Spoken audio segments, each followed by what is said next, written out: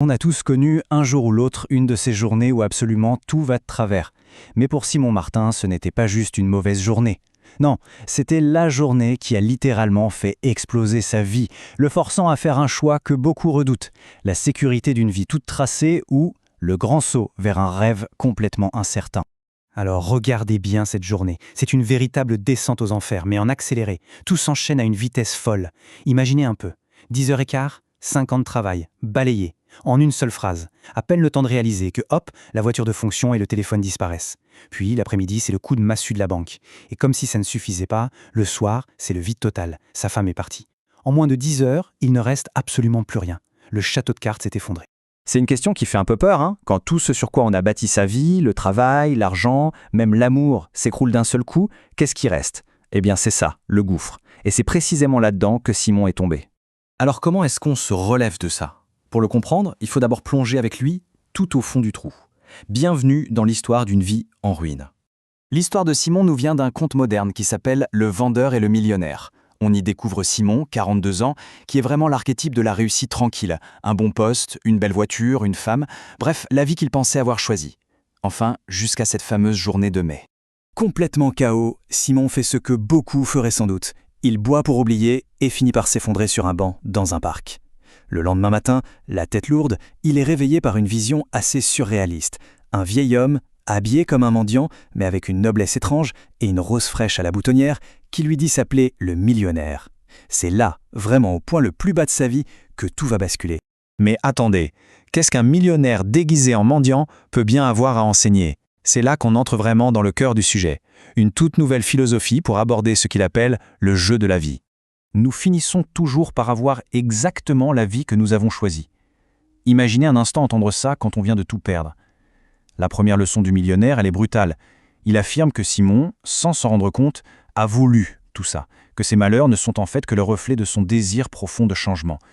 C'est une pilule difficile à avaler, mais c'est le point de départ de tout. L'idée qu'on est les architectes de notre propre réalité. Pour illustrer son propos, le millionnaire utilise une image géniale, celle de la mouche dans la bouteille. Imaginez la scène, une mouche est piégée, elle voit la lumière au fond. Alors elle s'acharne, elle se cogne contre le verre encore et encore. Elle persévère, c'est certain, mais de la mauvaise manière.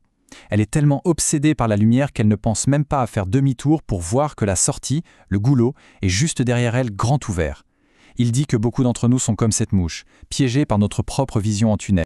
Le plan du millionnaire, c'est donc un vrai reset mental. Première étape, arrêter de penser comme un mendiant, c'est-à-dire d'attendre passivement qu'on nous donne un travail. Deuxième étape, devenir un chasseur, à la recherche de la grande idée. Et la troisième étape, peut-être la plus importante, remplir son esprit de positif. Il utilise l'image d'un chapeau. Chaque pensée positive est une pièce d'$1, chaque doute un simple sou. La question est simple, à la fin de la journée, quel chapeau veut-on porter ? Bon, c'est bien beau la théorie, mais comment on passe à la pratique? Comment Simon va-t-il la trouver, cette fameuse grande idée? Eh bien, tout part d'un rêve un peu bizarre, avec des chiens qui lui apportaient des pièces d'or. Le lendemain, en lisant le journal, son regard tombe sur une publicité pour un salon au stade olympique. Et là, c'est l'étincelle. Tout se connecte dans son esprit. Son idée, ce sera d'organiser le plus grand salon des animaux domestiques. Il ne cherche plus un travail, non, il est sur le point d'en créer des dizaines. Et attention, ce n'est pas une petite idée. Faites le calcul, la location des stands, les billets d'entrée, Simon entrevoit un potentiel de près de $700 000 de chiffre d'affaires. Ce n'est plus un nouveau départ, c'est la promesse d'une toute nouvelle vie. La fortune, l'indépendance, le rêve à portée de main. Mais évidemment, un rêve a un prix. Pour lancer ce projet un peu fou, il lui faut $40 000, qu'il n'a pas, bien sûr. Il retourne donc voir son banquier, qui le regarde comme s'il était tombé sur la tête. Il finit par obtenir le prêt, mais à une condition terrible. Il doit mettre en garantie son appartement, la seule et unique chose qui lui reste. Le banquier, lui, c'est la voix de la raison, ou peut-être la voix de la peur. Il lui balance les statistiques qui tuent. 2 nouvelles entreprises sur 3 font faillite en moins de 5 ans. Son message est limpide. Simon est en train de jouer sa maison à la roulette sur une idée qu'il juge ridicule. Mais Simon, il y croit, il a la foi, il signe. Et c'est là que le vrai test commence. Parce que la réalité, c'est souvent bien plus dur qu'un rêve. Et la réalité, elle le frappe en plein visage. Après un super départ, c'est le calme plat. Plus une seule vente de stand pendant des semaines. Les exposants sont frileux, ils ont peur d'investir dans un événement qui sort de nulle part. Pendant ce temps, le calendrier tourne. Un paiement de $30 000 au stade approche, Et les comptes sont vides. Le désespoir est tel qu'il doit se résoudre à vendre sa fierté, sa vieille Jaguar de collection, juste pour gagner un peu de temps. On arrive au jour J, le lundi matin. Simon est sur le point de signer ce fameux chèque de 30 000 $. Le chèque qui va le laisser complètement à sec. Il a le stylo à la main, prêt à signer. Et à ce moment précis, le téléphone sonne.